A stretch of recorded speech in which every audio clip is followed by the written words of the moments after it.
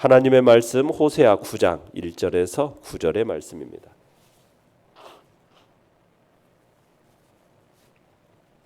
호세아 9장 1절에서 9절의 말씀 우리 한 목소리로 같이 읽도록 하겠습니다. 시작. 이스라엘아 너는 이방 사람처럼 기뻐 뛰놀지 말라. 내가 음행하여 내 하나님을 떠나고 각 타작 마당에서 음행의 값을 좋아하였느니라. 타작 마당이나 술틀이 그들을 기르지 못할 것이며 새 포도주도 떨어질 것이요 그들은 여호와의 땅에 거주하지 못하며 에브라임은 애굽으로 다시 가고 아수르에서 더러운 것을 먹을 것이니라. 그들은 여호와께 포도주를 부어드리지 못하며 여호와께서 기뻐하시는 바도 되지 못할 것이라. 그들의 재물은 애곡하는 자의 떡과 같아서 그것을 먹는 자는 더러워지나니 그들의 떡은 자기의 먹기에만 소용될 뿐이라. 여호와의 집에 드릴 것이 아님이니라. 너희는 명절날과 여호와의 절기의 날에 무엇을 하겠느냐? 보라, 그들이 멸망을 피하여 갈지라도 애굽은 그들을 모으고 노은 그들을 장사하리니 그들의 은은 귀한 것이나 찔레가 그들의 장막 안에는 가시덤굴이 퍼지리라. 형벌의 날이 이르렀고 보응의 날이 온 것을 이스라엘이 알지라. 선지자가 어리석었고 신에 감동하는 자가 미쳤나니 이는 내 죄악이 많고 내 원한이 큼이니라. 에브라임은 나의 하나님과 함께한 파수꾼이며 선지자는 모든 길에 친 새 잡는 자의 그물과 같고 그의 하나님 전에는 원한이 있도다. 그들은 기브아의 시대와 같이 심히 부패한지라. 여호와께서 그 악을 기억하시고 그 죄를 벌하시리라. 아멘. 하나님과 동행하는 파수꾼이라는 제목으로 말씀을 나눕니다. 오늘 말씀도 앞선 예언과 마찬가지로 계속해서 이스라엘의 가중한 그 범죄의 양상을 다양하게 지적하고 있습니다. 특별히 여기서는 그들의 현실적인 번영, 육신적인 쾌락 이것을 추구하는 그러므로 말미암아 여호와의 사랑을 버리고 거룩한 백성으로서의 이 소명을 망각한 것을 지적해주고 있습니다. 그러면서 이들에 대한 심판을 선언하고 있죠. 그러니까 선지자는 이러한 삶이 그들에게 아무런 복도 주지 못하고 오히려 그들의 삶을 피폐하게 할 뿐만 아니라 피폐하게 할 뿐임을 분명하게 고지하고 그들이 저지른 이 모든 죄악으로 인해서 하나님께서 그들을 혹독하게 심판하고야 말 것이라는 사실을 확실하게 예언하고 있는 겁니다. 1절로 7절에서는 여호와를 떠난 이 백성들이 바울 앞에서 자행하는 이 난잡한 우상 숭배 행위를 지적하는 내용에 따라서 그에 따른 심판의 경고를 다루고 있습니다. 자, 내용과 설문제 1번을 보시면요. 당시 이스라엘은 무엇을 하면서 기쁨을 느꼈습니까? 자, 1절을 다시 한번 읽어보겠습니다. 시작. 이스라엘아 너는 이방 사람처럼 기뻐 뛰놀지 말라. 내가 음행하여 내 하나님을 떠나고 각 타작 마당에서 음행의 값을 좋아하였느니라. 자, 여기서 고대 근동 바알 신의 숭배 의식에서 나타난 바가 뭐냐면 잘 알려진 대로 이방 사람들은 풍요, 이 풍요의 제사 의식을 행하면서 육체의 탐욕, 즉 술 취함, 또 거기서 매음이 즐김으로 행해졌던 곳이 바로 바알의 풍요 제사 의식에서 행해지는 그런 모습입니다. 그러니까 이런 추악한 이교적인 전통이 누구에게도 들어왔다라는 거예요. 거룩한 하나님의 백성이라고 일컫는 받는 이스라엘 백성들 또한 이걸 받아들였다는 거예요. 그리고는 이것에 대해서 아무렇지도 않게 그대로 답습해서 행하고 있음을 보여주는 거예요. 얘기하고 있는 겁니다. 그러니까 이스라엘 백성 하나님의 선택된 민족이라는 사람들이 참으로 쾌락 가운데 지금 행하는 거예요. 이것에 대해서 기뻐해서는 안 된다. 지금 이 얘기를 하고 있는 거죠. 왜냐하면 이것은 음행 그 자체일 뿐만 아니라 하나님을 멀리 떠나는 일이라는 거죠. 당시 이 풍요의 이 제사 의식 속에서 그들은 창기들과 더불어서 몸을 섞었습니다. 그리고면서 바알에게 복을 빌었다라는 거예요. 이들의 이런 육체적인 활락으로 인해서 또 그 일을 행함으로 인해서 바알이 복을 내려준다. 물질적인 복을 기대함으로써 그런 일들을 기뻐했다라는 거죠. 이건 하나님의 백성으로서 영적인 순결을 포기하는 일입니다. 간음하는 일이에요. 도리어 하나님의 저주를 초래하는 일일 뿐이라는 거예요. 지금 거기에서 지금 각 타작마당에서라는 표현이 나오잖아요. 이 각 타작마당은 뭐냐면 밀이나 보리를 타작하기 위해서 사용된 넓고 평평하게 툭 터진 공간을 지칭하는 겁니다. 이곳에서 종교적인 의식을 위해서 많은 사람들이 모이는 장소이기도 했어요. 당시 이스라엘 백성들은 그런 타작마당에서 풍요의 신으로 믿어졌던 바알에게 풍요를 기원하는 그런 제사 의식을 드렸던 것이죠. 그러면서 여기 음행의 값이라고 그러잖아요. 이 음행의 값은 이스라엘 백성들이 바알에게 이 풍요의 제사를 의식을 드리기 위한 대가로 바알 신에게 받았던 보상, 이것을 의미하는 표현이 지금 음행의 값입니다. 그러니까 보다 구체적으로는 포도주와 기름, 곡식과 각종 과일들을 지칭하는 거죠. 이를 위해서 그들은 바알에게 자신의 몸, 자신의 영혼까지도 다 팔아 넘겼던 겁니다. 자, 내용관찰 문제 2번을 보시면 이방인처럼 기뻐 뛰놀던 이스라엘이 장차 받게 될 형벌은 무엇입니까? 자, 2절 3절을 읽어보겠습니다.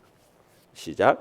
타작마당이나 술틀이 그들을 기르지 못할 것이며 새 포도주도 떨어질 것이요 그들은 여호와의 땅에 거주하지 못하며 에브라임은 애굽으로 다시 가고 아수르에서 더러운 것을 먹을 것이니라.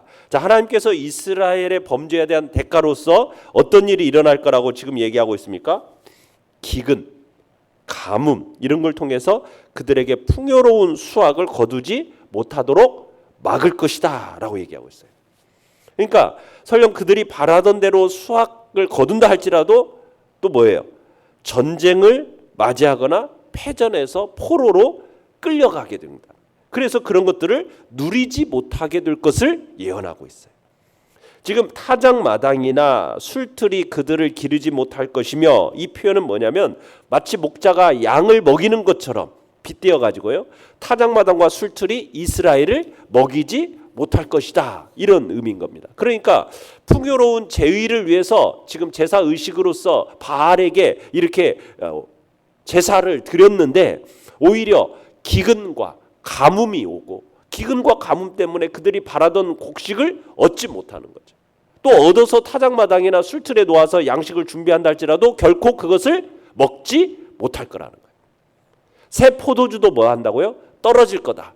이 새 포도주도 떨어진다는 표현은 이스라엘 백성들이 새 포도주가 풍성하게 맺혀질 것을 기대하면서 그들의 삶이 어쨌든 윤택해지고 풍요로워질 것을 기대했지만 정작 그들에게는 극히 작은 양의 포도주 이외에는 얻을 수 없게 될 것을 얘기하고 있는 겁니다. 그로 인해서 기쁨이 아닌 슬픔이, 번영이 아닌 공궁함이, 그런 수치를 맞이할 것을 얘기하고 있는 겁니다. 그러니까 하나님을 떠난, 그분을 배반한 이 이스라엘 백성들이 행한 모든 일들이, 그들이 행한 어떤 그걸로 인한 어떤 기대, 이것이 결국에는 어떻게 될 거라는 거예요. 실망과 좌절과 고통으로 귀결되고 말 거라는 것을 확실히 보여주신다는 거죠. 그러니까 이스라엘이 지금 하나님께서 살게 하신 그 거룩한 땅에서 지금 이방의 이런 음란한 제사 의식을 자행하면서 자기들 스스로를 막 더럽힘으로써 인해서 하나님께서 허락하신 그 거룩한 땅에 거할 자격을 상실하게 되는 거죠. 결국 그들은 이방 땅에서 어떻게 됩니까? 쫓겨나게 되는 거예요. 그리고는 더러운 음식을 먹게 될 거다. 이스라엘의 애굽으로 다시 갈 거라는 표현을 예언을 하고 있지 않습니까? 이게 무슨 표현이겠어요? 애굽은 이스라엘 백성이 옛날에 뭐 했던 곳이에요? 노예 생활을 했던 곳이잖아요. 그런 것과 마찬가지로 비참한 생활을 하게 될 거라는 거예요. 여기서의 애굽은 아수르를 상징하는 거죠. 결국 아수르에 의해서 더러운 것을 먹을 것이라는, 결국 사로잡혀 가서 이방 땅에서 율법이 금하는 부정한 음식을 먹을 수밖에 없는 그런 상황에 처하게 될 거라는 거죠. 한 걸음 더 나아가서 그들이 이방 땅에서 부정한 신들을 숭배하게 될 거고, 이방인들과 동일하게 아예 그들과 완전히 동화될 거다. 지금 이렇게 표현하고 있는 겁니다. 자, 6절도 읽어보겠습니다. 6절입니다. 시작. 보라, 그들이 멸망을 피하여 갈지라도 애굽은 그들을 모으고 노브는 그들을 장사하리니 그들의 은은 귀한 것이나 찔레가 덮을 것이요 그들의 장막 안에는 가시덩굴이 퍼지리라. 자, 과거에는 여호와께서 이스라엘 백성을 애굽에서부터 모아서 구원하셨지만 이제 범죄한 미래에는 애굽이 그들을 모아서 그들을 땅에 묻어버릴 거라고 얘기합니다. 그러니까 북이스라엘 사람들이 종되었던 땅, 그 땅을 애굽으로 돌아가려고 하는 거예요. 왜? 애굽만큼 자신들의 안위를 보장할 수 있을 곳이 없다라고 믿었기 때문에 지금 애굽으로 다시 돌아가자. 자, 그러니까 하나님께서 어떻게 하시겠다라는 거예요. 그들의 그곳에서 심판을 내리실 거라는 거예요. 안전하다고 믿는 그곳이 오히려 너희들의 매장지가 될 거다. 파멸의 땅으로 만들어버리겠다. 그래서 이제 이스라엘은 그 땅에서 도망할 뿐만 아니라 그들의 은까지도 잃어버리게 되고 가시와 찔레덤불로 무성한 곳이 되게 만들 거다. 지금 이렇게 심판을 경고하고 있는 겁니다. 자, 연구와 묵상 문제 3번입니다. 자, 하나님이 이스라엘에게 형벌을 내리시는 이유는 뭡니까? 형벌을 내리시는 이유. 우리가 1절에서 봤듯이 추수를 끝내고 초막절을 축하하는 기쁜 날에 심판이 선포되는 거예요. 왜요? 하나님을 떠난 이스라엘의 영적인 음행 때문입니다. 영적인 음행. 하나님께서 주신 이 수확의 열매를 이방신이 주는, 바알이 주는 것처럼 생각한다는 거예요. 그래서 하나님께 마땅히 드려야 할 이 감사와 찬양을 누구에게 돌리고 있어요? 바알에게 돌리면서 기뻐했다라는 거예요. 그러니 하나님이 이스라엘에게 형벌을 내리지 않겠습니까? 자, 또 7절도 읽어보겠습니다. 시작. 형벌의 날이 이르렀고 보응의 날이 온 것을 이스라엘이 알지라. 선지자가 어리석었고 신에 감동하는 자가 미쳤나니 이는 뒤에 죄악이 많고 내 원한이 크민이라. 자, 당시 패역한 이스라엘 이 백성들이 그들의 죄악을 지적하고 하나님의 심판을 선언하는 이 호세아 같은 참 선지자들을 미친 사람 취급했어요. 호세아는 이들의 이런 지적에 응수하면서 어떻게 하느냐? 참 선지자들이 미친 것이 아니라 너희들이 너무나도 완악해서 마치 미친 사람처럼 그들의 죄악에 대해서 더욱더 심하게 반응해서 그들에 대해서 하나님의 심판을 조금도 가차없이 선언하는 그런 태도를 보이는 겁니다. 이것은 당시 이스라엘 백성들의 눈에는 참 선지자들이 뭐처럼 보인 거예요? 미친 사람처럼 보였던 거예요. 이스라엘 사람들의 왜 참선지자가 미친 사람처럼 보였겠어요? 그들이 죄악과 선지자들에 대한 징후 때문인 거죠. 죄악으로 영의 눈이 흐려지니까 하나님의 말씀을 열정적으로 전하는 참선지자들이 뭐처럼 취급해버렸어요? 미친 사람 취급해버린 것입니다. 그래서 그 선지자들의 심각한 오해와 징후 때문에 지금 그들의 가치를 바로 알지를 못했던 거예요. 자, 8절을 읽어보겠습니다. 시작. 에브라임은 나의 하나님과 함께한 파수꾼이며 선지자는 모든 길에 친 새 잡는 자의 그물과 같고 그의 하나님의 전에는 원한이 있도다. 자, 당시 호세아와 같은 이런 참 선지자들은 에브라임으로 대표되는 이스라엘 하나님의 계시의 말씀을 선포하고 그들에게 전쟁과 심판 등을 예언하고 이런 파수꾼으로서의 어떤 직무를 수행하고 있었어요. 자, 그들은 하나님과 함께한 이 파수꾼, 영광스러운 칭호로 일컬어졌어야 되는데, 그런데 이런 참 선지자가 자신의 이런 참 선지자가 있는가 하면 자신의 사명을 망각한 채 그릇 행하고 죄악을 일삼았던 거짓 선지자들도 있었어요.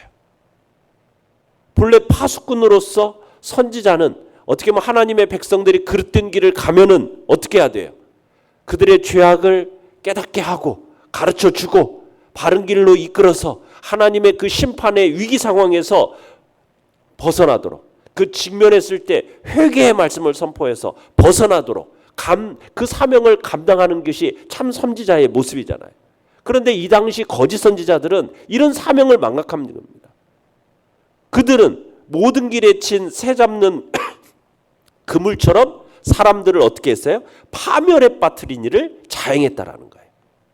그러니까 이 당시에 거짓 선지자들은 백성들의 영혼을 올바르게 선도하기는커녕 영적 파수꾼의 직분을 망각한 채 백성들의 영혼을 사냥하는 그런 악행을 저질렀음을 얘기하고 있는 겁니다.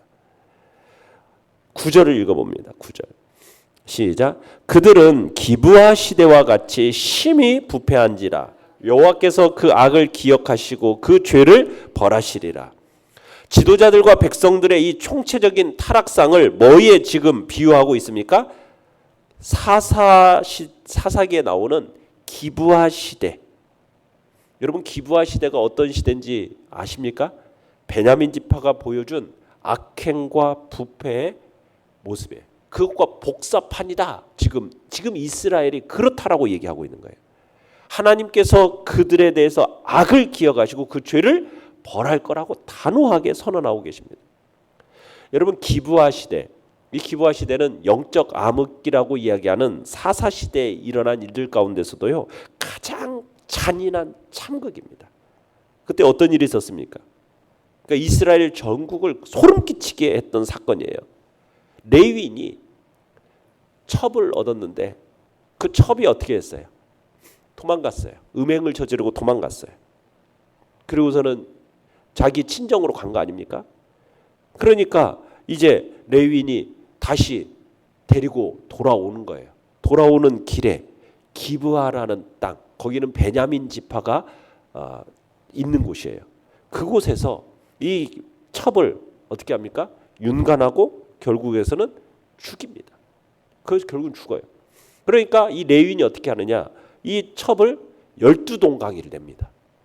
그리고는 각 지파에다가 싹 보내는 거예요. 시체를 12조각 내가지고 토막 내가지고 이스라엘 땅에 보낸 거예요. 그러면서 기브아 사람들이 저지른 그 만행에 대해서 알린 거죠. 그러니까 그 일로 인해서 어떻게 됐어요? 전 이스라엘과 베냐민 지파의 전쟁이 벌어집니다. 그 베냐민 지파는 그 일로 인해서 거의 전멸할 지경에 이르게 돼요. 600명 남겨놓고 다 죽습니다. 이게 어떤 시대냐? 바로 사사 시대의 암흑에 둘러싸였던 바로 이스라엘의 영적 상태, 음란함과 잔인함을 보여주는 대표적인 사건 하면은 바로 기브아 시대예요. 이스라엘 역사 내내 여러분 사람들의 기억에서 지워지지 않는 이 치욕적인 사건, 그 사건이 기브아 시대 사건인데 호세아가 지금 뭐라고 얘기하고 있어요?